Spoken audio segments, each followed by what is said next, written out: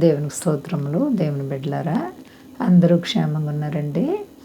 మన ప్రభువును రక్షకుడైన యేసుక్రీస్తు వారి యొక్క ఉన్నత నామములో అందరికీ క్షేమము శుభములు కలుగునుగాక. అందరూ బాగున్నారండి. ఈరోజు దేవుని వాగ్దానం యోహాను మొదటి పత్రిక 2వ అధ్యాయము 17వ వచనం. లోకము దాని ఆశయు గతించిపోవుచున్నవి కానీ దేవుని చిత్తమును జరిగించువాడు నిరంతరము నిలుచును. దేవునికి స్తోత్రం. హల్లెలూయా. ఎంత గొప్ప వాగ్దానము చూడండి. లోకము దాని ఆశ గతించిపోతుంది. గతించిపోయే కాలం. ఎక్కడ చూసినా పరిస్థితులు చూస్తే ఈ లోకం ఎప్పుడు అంతం కాబోతుందో తెలియనటువంటి దినాలున్నాం. క్రీస్తు వారు ఎప్పుడు వస్తారో కూడా తెలియనటువంటి దినాలున్నాం. కాబట్టి లోకము దాని ఆశయు గతించిపోతుంది. కాబట్టి మనలో ప్రతి ఒక్కరము కూడా జీవము గల దేవునిని ప్రేమించాలి. దేవుని చిత్తాన్ని జరిగించేవాడంట నిరంతరము నిలుస్తారంటండి. దేవుని చిత్తాన్ని జరిగిస్తున్నావు. దేవుని చిత్తం ఏంటి? ఆయన అడుగు జాడలను వెంబడించడం, పాపములో నీవు పడిపోకుండా పవిత్ర హృదయం కలిగి దేవాతి దేవునికి భయము భక్తి విశ్వాసం కలిగి జీవించడమే దేవుని చిత్తం. ఆయన అడుగు జాడలను వెంబడించాలి. ఆయన ఆజ్ఞలను గైకొనాలి. ఆయన ఆజ్ఞలు భారమైనవి కాదు. ఎంతో మరి ఆయన మనకిచ్చినటువంటి వాగ్దానం, నిన్ను వలె నీ పొరుగు వారిని ప్రేమించమంటున్నారు. ఆయన మనం పరిశుద్ధతగా నిర్దోషత్వంగా జీవించాలంటున్నారు. అంతకంటే నీ నుంచి ఆయన ఏమీ కోరట్లేదు. కాబట్టి నీవు ఆయన్ని ప్రేమిస్తున్నావా? ఆయన బిడ్డగా జీవిస్తున్నావా? లేక లోకాన్నే ప్రేమిస్తున్నావా? దేవుని చిత్తమును జరిగిస్తే చాలు, నీవు పరలోక రాజ్యానికి వారసులు అవుతావు.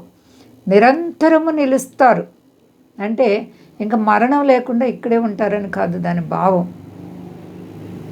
ఈ లోకాన్ని మనం విడిచిన వెంటనే ప్రభు వారితో పరదేశంలో ఉంటాం.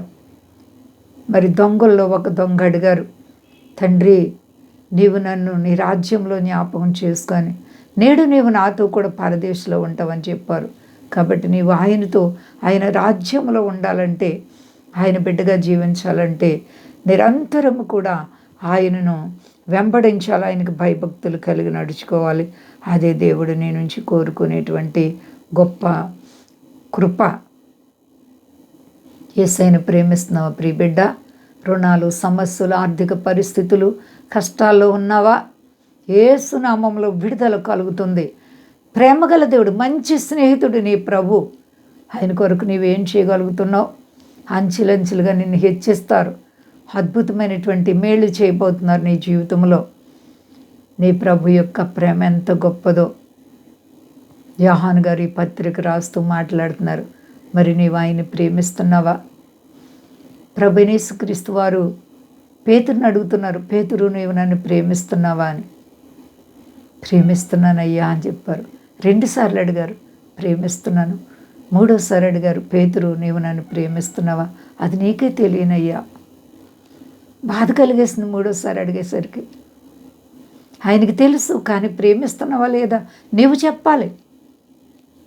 నీవు ఆయన్ని ఎలా ప్రేమిస్తున్నావు? దేవుని బిడ్డ, ఆయన బిడ్డగా జీవించు. పరలోక రాజ్యములో నిత్యము కూడా మరి అర్హత కలిగి ఉంటావు. కాబట్టి దేవత దేవునికి లోబడదాం. అంతా క్షేమంగా ఉన్నారండి. ప్రార్థించుకుందాం. ప్రేమ నమ్మకమైన మా తండ్రి, నువ్వు ఎంత గొప్ప దేవుడు ప్రభువా. అవును తండ్రి, నీ ప్రేమకు అంతము లేదు ప్రభువా. నిన్ను నిత్యము ప్రేమించేవారుగా నీ ప్రజలను నీవు ఏర్పాటు చేసుకున్నావు. నీకు స్తోత్రాలు. మా దేశాన్ని, దేశ నాయకులను కాపాడండి.